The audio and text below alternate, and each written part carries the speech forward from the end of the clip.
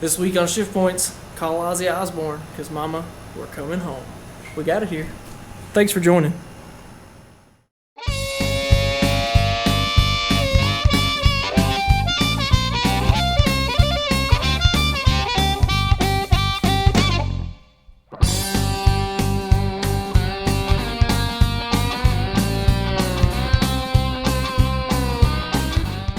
Well, we made it back. Like I said last time, we ran out of time. We weren't able to get this thing out of here, but we're going to try and at least get it ready to get out of here, if not get it out of here today. So we talked about a few different things. We talked about bringing the brake kit down here and just like putting the rotor on the front. On the back's not a big deal. We can just bolt them up to the axles and it's ready to roll on the back. The front was a little trickier. So we talked about bringing the disc brake kit and putting part of it on, the rotor on, getting it to where it would roll. And then we got to, well, Dad got down here before I did, and we were talking about, we don't know if this wheel cylinder or the backing plate or any of that stuff's going to get in the way. So what we're going to do is just stick the drum back on. The studs are still in the drum, so we're just going to slap it back on, get it put in place. We're going to get this thing back down on the ground, get it to where it rolls. It won't have any brakes. We can get it where it rolls, and we can see if we can get someone down here to tow it, and we'll get it up to Dad's, and then we'll keep going with this thing. That will be a big accomplishment. It'll keep us from being so sweaty all the time while we work on this thing, and we've got a lot more tools up there too.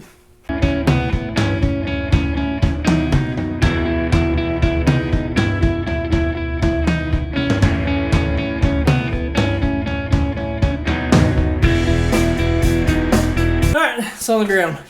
It's kind of late, so I don't think we're going to try and get this thing towed today, but it is in a state where it will roll now though. Hopefully. Will it roll? You gonna try and roll? Yeah. Does it roll? It's out of gear. Haha! That's the first time that thing's rolled in how long? 15 years? 18 years or whatever. Yeah, whatever. So anyway. But that's a big task done. Like I said, we're gonna dig into the meat and potatoes of this thing when we get it up to Dad's. But for now, we're going to get it towed. That's definitely the easiest thing. It makes the most sense for all of us. We don't have to come down here and, like I said, sweat ourselves to death, and it'll be very good. So let's get it to the house.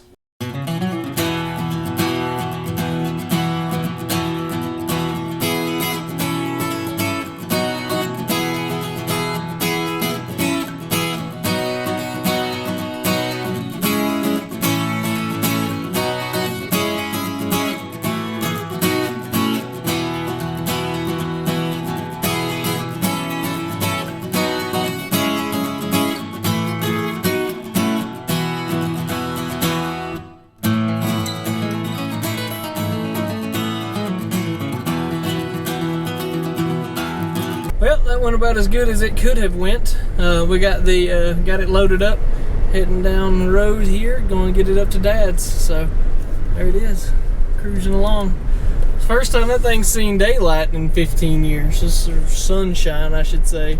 It's set right there where we got it. It's been sitting there for a long time. It was parked there before it was ever mine, and it stayed parked there for a long time before that too. So we're gonna get it home.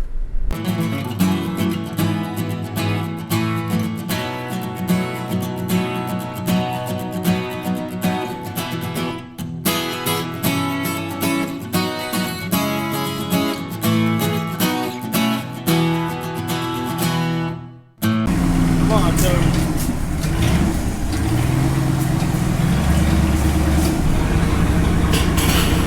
Little more. Little more. Good Lord, this thing's humongous. That's good. What do you think, Toby? Awesome. Awesome. Good. We can haul everybody in this thing. Literally. Literally. This is the Shift Points ride. The Shift Points ride. Any Shift Points flag on the way back? nothing. I don't see a drop of water. Not a drop. Well, not surprising. Well, it's home. We made it. It's set outside. We let it air out for a while before we brought it in here. Probably, I don't know, 3 or 4 hours it's been sitting there. So it's in here now. We're going to get this thing tore apart tomorrow sometime. Or maybe we're going to start tearing it apart at some point. It's mostly apart already, to be fair. That's why we had to use these guys to to use them as the brakes. So. All right, we got the 17 feet long. 17 feet 4 inches. 17 feet 6 inches. Holy smokes. 17 and a half feet long. That's hilarious. I can't even get far enough back to video the whole thing. There we go. We got it now. So just for like reference sakes, go back and watch some of the trucks. 6'9". 6'9" wide. For reference, you go back and watch some of the videos of the truck and it setting here and how much more room this thing takes up. Pretty crazy. So almost 7 feet wide, 17 and a half feet long. That's not just a ship. This is a battleship. This is a full-on cruiser. It is a battleship. We can land airplanes on the hood of this thing. We got the Galaxie jacked up. It's on jack stands. First time we've been under it. And honestly, the car is in just crazy good shape. We knew it had been taken care of. Richard had really taken care of it and stuff. But I'll take you guys under here and show you kind of what I'm talking about. But I mean, just no rust, zero. The exhaust is terrible. That's all got to be changed. The mufflers are rotted off. The exhaust itself is rotted off. It's dirty under here, but as far as rust and structure, very good. So let me pull you under here. You can kind of see just how solid the floors are and everything. We were talking about how we didn't realize it, but they've got this perimeter frame on these cars. In the 60s, Chevrolet went into like kind of a X style and kind of come down this way and then went in and come back, and the drive shaft actually went right straight through the drive shaft went through the right. So the frame rail. So the drive shaft actually went through the frame rail, and it was like I said, it kind of went to an X. Where these cars, they did the opposite. They came out and made it a whole perimeter. So the frame comes in toward the front, goes out, or is in toward the front, comes out here near the body, and follows this whole perimeter of the body, and then goes up and over that way. So super structured frame here on these cars, which is pretty cool to see. Also, I'm kind of amazed at how dirty it is. Like I said, I know it's super solid, but I'm a little surprised. The cobwebs and stuff, not as much, but seems to be just like some stuff kind of like in the frame rail here, some different stuff in there. But anyway, it's we found a couple little things that we need to do. First of being the exhaust manifold was cracked. Jackson pointed it out to us gleefully yesterday. But you can see right here, this exhaust manifold is cracked pretty heavily here, and Dad pointed out that it appears that this ear off of this has been welded back on at some point. I'm sure it was my papa that welded that back on for him. So he's welded that back on, but this got a pretty gnarly crack here. So we found that. I went ahead and found some headers yesterday. Sanderson makes some headers, shorty headers. They didn't call these cars out specifically in the list, so we're going to do a little test and see if they fit. They're shorties. We think that everything will fit on there. They're supposed to be here tomorrow. I got those ordered last night, and Summit does such an awesome job at getting stuff sent out super fast. They were already shipped last night before I went to bed. But yeah, so a couple little things there. Definitely need some new battery cables. These things are pretty jincy. You can see on this side, this one's already been taped back together at one point. So that definitely needs some of those. Just little things in under the hood, really. We've got that HEI distributor, which I'll show you guys here in a little while, that we're going to put in it. We're going to put new plug wires on it. All that kind of stuff. So under hood is not bad. Just needs a little, little TLC. And but I'm going to go ahead, go over here to the list and decide and start adding some of that stuff on here. I did get, and I didn't tell you guys this, last time I said we were going to put disc brakes on the front of this thing. Well, we got to looking at it, and to get a loaded set of drum brakes for the back of it, the cheapest we could find was $350. Well, we also got to talking to MBM when we picked up the brakes for the front of this thing. We asked how much a set of rear disc brakes for it would be, and he said, oh, $350. So since we've got to redo all the brakes anyway, we've got to redo the lines and all that stuff, it made way more sense for us to just go ahead and put disc brakes on the back of it too. I mean, this thing's not going to be a hot rod by any means, but at the same time, if it's the same price to have something that works better, it's not really, it's kind of a no-brainer to do. So we did get those. We had to swap the proportion valve and the master cylinder with them, but we got all that taken care of, no problem. They took care of us really good on that. So we're gonna take the wheels and tires off this thing, strip the brakes, what's left of them off, and get ready to start pulling the old brake lines out and all that stuff. Luckily we bought 25 feet of brake line for this thing, which should do one side of this car. As you guys saw, thing is 17.5 feet long. It's huge. But anyway, we got enough brake line to do it. I'll show you guys that too, because Dad made me get some special stuff that we haven't worked with before. So we're gonna find out if that stuff works any good too. Got this side stripped down. This kit uses the stock drum brake spindles, which is really cool. So we got all the stuff, the backing plate, wheel cylinder, gosh, just left me. Backing plate, wheel cylinder, the drum off, that was all on. The old bearings and stuff, those are all off. So we got this down. Now we just need to clean this side up, and it's basically ready to put this kit back on it. I'll show you guys how that all goes on. But I'm going to first go over to the other side and get it to the same spot that I have this one, and then we'll get back to cleaning this up and ready to go back the other direction. Something I realized I probably should have showed you guys as I took this apart. So the backing plate on these things, there's a big nut here that holds the wheel cylinder in place and holds all of this, holds all this assembly and the top of the backing plate on. There's 2 bolts here, and then there's up here where the rubber brake line meets the hard brake line. That all has to come loose, so we can take this off here. We've got new rubber brake lines. We're going to make new hard lines, so we're going to take this loose. Then you take these 3 bolts loose, and this whole assembly comes off and gets you to the bare spindle. Turns out we did not have it completely apart. I thought it did. You actually have to remove where the wheel cylinder mounts up also. So there's a bolt that runs into the back of that there, holds it in place. You can see that on this side.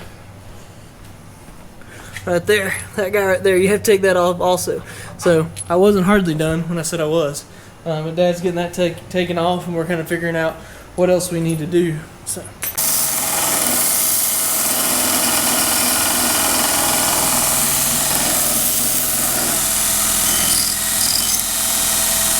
Well, you guys saw Dad working on those caliper mounts. You do have to trim those a little.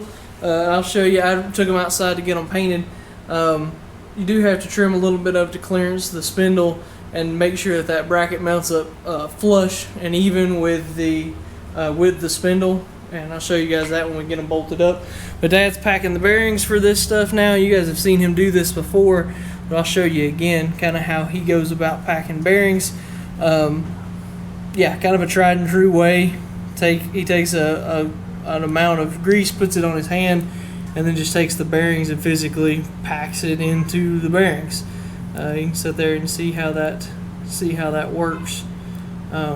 Yeah, like I said, kind of the tried and true way. They make tools and stuff, but this way works, and we know it works, so that's what we're going to do.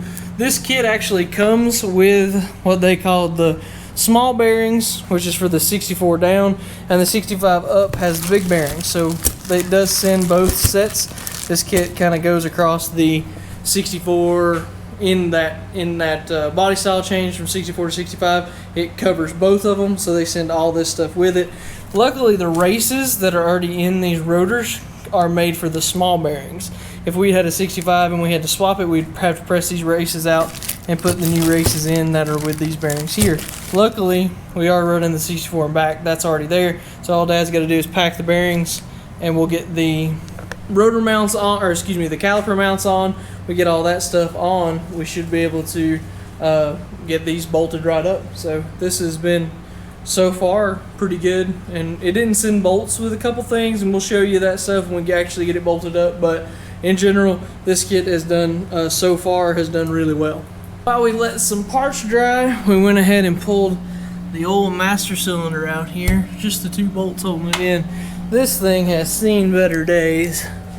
You can see everything's pretty eat up on it. The insides are awful. That's why we're pulling all the brake lines also. Just there's sludge and who knows what all in there. So this thing's getting completely redone brakes, lines, Like I said, the front and back discs, new master cylinder. That kit from MBM has a brake booster, master cylinder, all of that stuff all together. So we did go ahead and get this pulled off. We're kind of figuring out how it all goes together. And then you'd think as many of these as that we've done that we would know, but yeah, anyway, we're figuring out what we've got to do there. But we're gonna get it bolted up, figure out how it all goes together, and then go from there.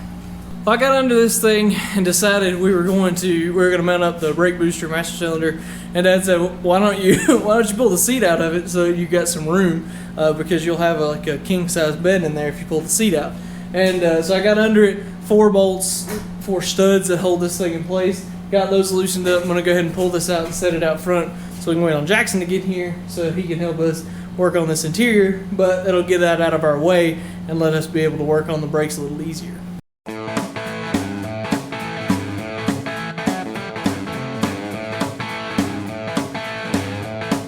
So got the seat out of this thing, really opened up some space. There's some wires, I don't know what exactly those are for, but a couple interesting things. One being 2 pencils for the America's Total. This light's terrible. Let's pull it out here where you can't see, so you can actually see it. It says America's Total Performance Cars Service Motor Sales, Marshall, North Carolina, with the Ford logo. This was the Ford dealership in Marshall, right, Danny? Yep. Which is where this car was bought, right? Yep. Yeah, so this Richard worked at the service auto sales in Marshall. Did bookkeeping for him or something? He was a bookkeeper. Yeah. Bookkeeper, yeah, he did bookkeeping for him. And yeah, so anyway, he worked down there, and there's 2 of these bad boys, one blue, one yellow, and they're sharpened to a fine point. Pretty cool little find there. I don't know. Ford dealership Marshall hasn't been around in how long, Daddy? Long time. What? The Ford dealership in Marshall hasn't been around for... Oh, it stayed. I don't remember what year it went out. It changed names 2 or 3 times. Gotcha. But it hadn't been service motor sales probably since early 70s. Early 70s. So those have been there for a minute, or he had them for a little while, that's for sure. Trying to see what else we've got in here. 1957 wheat penny. Oh, really? Yeah. Dad loves finding wheat pennies. This is also another penny that was under here from, trying to read the date, 61 maybe? Yeah, it's not a wheat penny though. I think it's 1961. That's shocking if you knew him. I'm surprised he left 2 It was on the pennies there. passenger side. It's probably Velma's fell out of her pocket. This was on the driver's side. Oh. Oh man, and an old cigar. It's pretty interesting to have a cougar on us. I don't know. It's pretty cool to find this whole stuff in the cars, especially knowing when you know the people that had them. It's just interesting to see that kind of stuff. Something else cool in this car that I hadn't showed you guys yet. I've been kind of saving it up because I just think it's really cool. Velma was telling me about it when we were down there the other day. And it's somewhere in these papers. So this is the owner's manual for the 64 Ford. First off, that's pretty interesting in and of itself because this thing's like brand new. If you can see it here. The pictures, the words, this thing is literally like it was when it rolled off. And this is a Ford Register's owner's card for Hal Richard Freeman in Marshall. This card was from 64. Looks like he must have bought this in April of 64 is when it was punched. So that's cool that that's there. But the thing that I think is the most interesting of all the stuff in here is this is the original receipt for when he bought the car in 64. So he traded in a 63 Galaxie on this 64. So you can see all this. This is the Ragoon Red with the white top, Thunderbird 390 special, all vinyl trim, 4-speed transmission, gives the thing for the tires, rocker panel moldings, AM radio, deluxe seat belts, the wheel covers, which I have pulled off and they're in the trunk. But the total on this thing was built in Norfolk. The total on this thing was $3,375.75, and $74 of it was transportation charges. But you can see that 390 The 390 was a $137 option, and the 4-speed was $188 for the options. I mean, you think about the conversion from 64 to now and how much that was to get this thing to the 390 and the 4-speed. It was pretty substantial. But I just think this is just so cool. Like I said, shipped to Marshall to Service Motor Sales. That's those same pencils I just showed you guys. But that's all there. It's right here. It's been there since 64, since he's had it. And it's going to stay right there in this owner's manual. Put that in there. These are maps.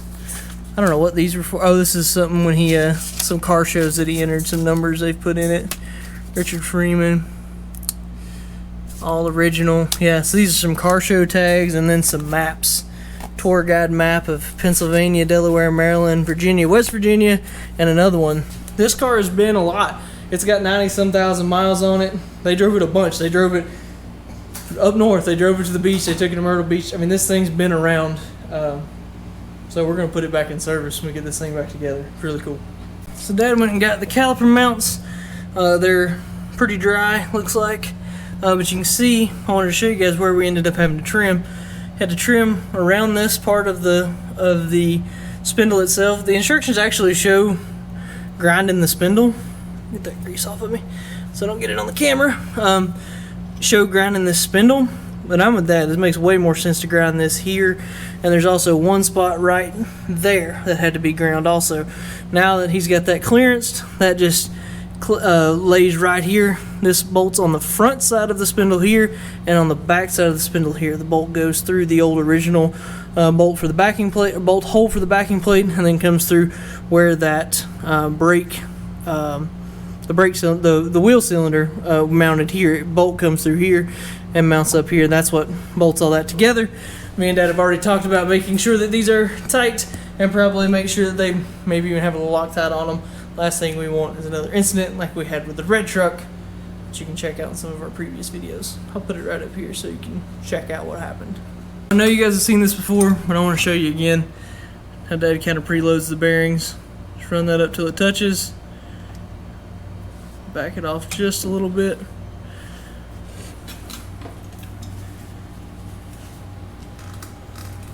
Just like I said, just so it touches, back it off just a little. Better to have it too loose than too tight. Burn Just something a tick up. loose is too tight. I don't think you burn the bearings up on because they grow a little bit when they get warm. So Right. Just like that. And we put the cap on it and run the cotter pin through it. And that side will have the rotor on. Well, we're back working on the old Galaxie, wrapping up the front brakes a little bit. The only thing we basically got left, you guys saw us get everything put together. Basically, we've got to get some bigger cotter pins. The ones that are with it really just aren't big enough to hold the castle nut in place like it needs to. But the big thing is getting this caliper put on, which Dad's working on right now. And you can see here the floater pins go through that bracket and then go through the caliper itself. And so that's what mounts this up in place, supposedly. Anyway, and that holds the pads and everything in place also. So we're going to go ahead and get this put on and in place and do the same thing for the other side because we got them both in the same spot. And then the only thing we'll have left to put on is put the dust cap on, the hub cap on, once we get those bigger cotter pins put in place. So that's gonna put this thing at a pretty good point for this week. This is one of those like should have been like 10 minutes and we had it wrapped up no problem. But we're going to end up having to take it back apart. When we put the calipers on, this is on both sides actually. This caliper, well, so basically what we would do, we try to put the slide bolts in and everything would bind up. This would not float like it's supposed to. That caliper is supposed to, with one pin in it, it's supposed to float, or with both pins in it, it's supposed to float like this, just like you guys saw on the 55 truck. But this, whenever you put both bolts in, it would bind everything up and it wouldn't float and you couldn't even tighten these bolts up or anything. And if you look right here, to get that caliper up, when this caliper goes up and to get these bolts to line up like they're supposed to, that caliper is hitting the caliper mount right here. And it binds everything and it doesn't let this float or do anything. So what we're going to do is on both sides, because we did this logically and did both sides at the same time, we're going to take both of them back apart, pull that mount back out, clearance that real good, to give it some clearance so it'll work. So we trimmed the bracket in 2 places. Turns out you got to trim it in 3 places if you're using this kit.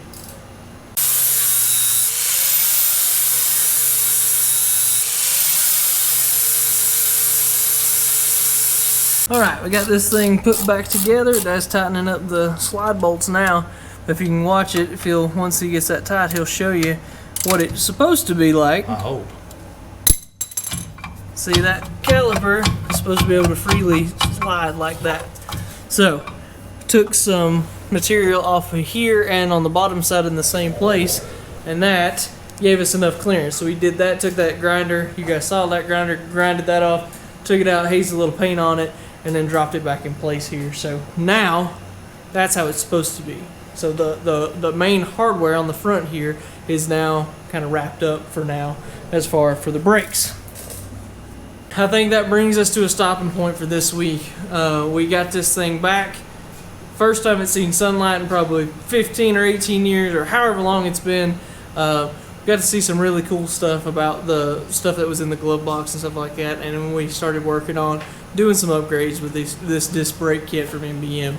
This is a pretty neat project. I think we all of us involved, me and Dad, even Jackson and Toby when they were here the other night, it's like the further into this deal, there's something special about this car that people are enjoying, and we're getting to where we're pretty excited about it too. So the more we work on it, the more excited we get about it, and that always means you're working on the right thing, I think. So that'll wrap us up for this week. Thank you guys so much for watching, and we'll see you next time. Make sure to hit that subscribe button when it pops up in the center of the screen.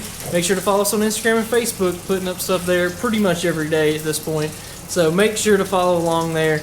Make sure to hit that subscribe button. That's the biggest thing that you can do to help us out, and it doesn't cost you a penny. So thank you guys so much. We'll see you next week.